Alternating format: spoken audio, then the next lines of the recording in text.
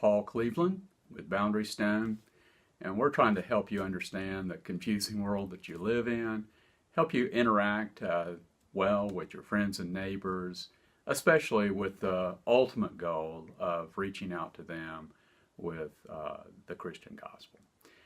Today I'd like to talk to you a little bit about the problem. Why is it that socialists continue to embrace their socialism despite the fact that whenever it's been fully implemented, it's a total economic disaster?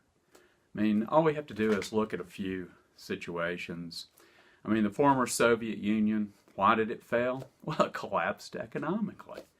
And the people there had jokes to that effect. You couldn't buy things. The goods that they produced were really not much value. And they had jokes about this as well. There was a particular joke. One scientist was talking with a colleague and he said, "Comrade, did you hear? Our other comrades have developed a nuclear bomb that'll fit in a suitcase." To which his colleague responded, "Ridiculous, where would one find a suitcase?" So you can see the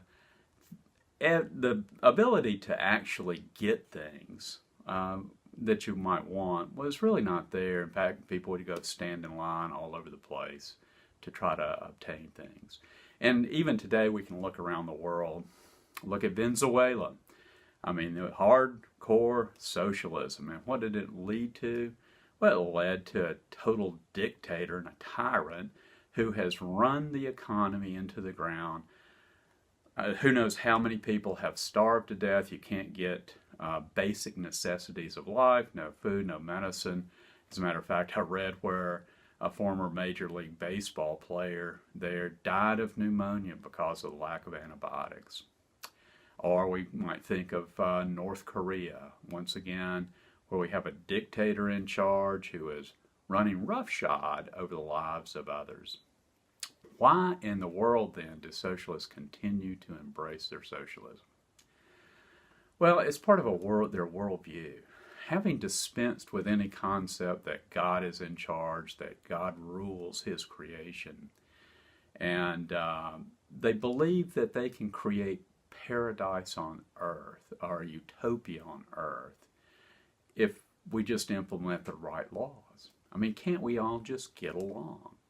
Can't we have a centrally planned economy that coordinates everything to the greatest advantage of all? And that's what they think. That's where the thinking is. And it's really a religion, and they're unwilling to give up on that religion. And to be honest, I think as Christians, oftentimes we can be conned into going along to a halfway house of socialism. Oftentimes it's sold to us in the form of democratic socialism, or mild socialism is the way that we should go.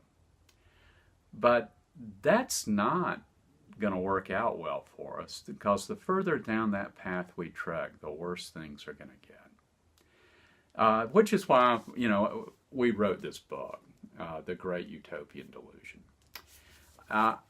This book is to help you understand what is going on with that mindset, where it comes from, why it is fundamentally atheistic in its outlook, why it's dispensed with God, and a brief history of understanding the real facts.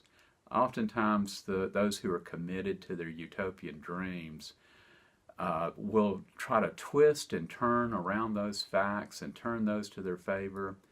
And if we're not careful, we can be seduced.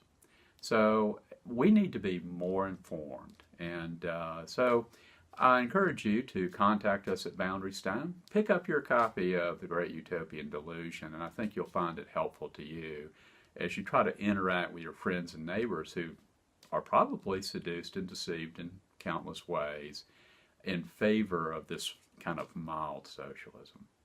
Well, I hope this is helpful for you. I'll talk to you next time. Once again, it's Dr. Paul Cleveland with Boundary Stone, and we're trying to help you understand your confusing world and then to engage your culture.